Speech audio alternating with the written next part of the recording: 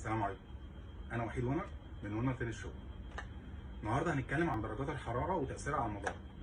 المضارب عموما تنس ارضي، سكواش، ريشه، تنس طاوله، بدل، اي مضارب.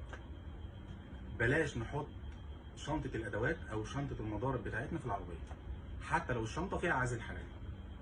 العربيه جسمها الصاج او الحديد دوت بيجمع الحراره.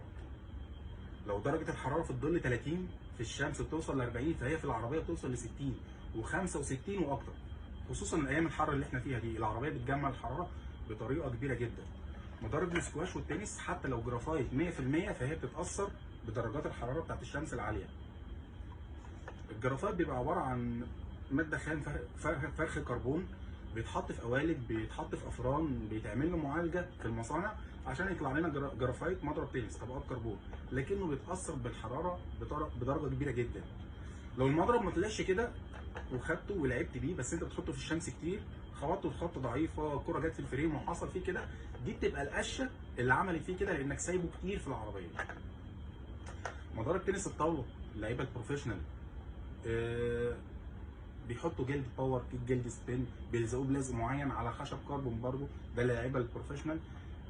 المضارب دي برضو بتتاثر بالحراره، الجلد واللزق والخشب بيتاثروا بالحراره. مضارب البدل،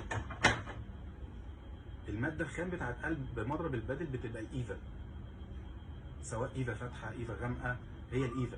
ماده الايفا دي من اكتر المواد اللي بتتاثر بالحراره.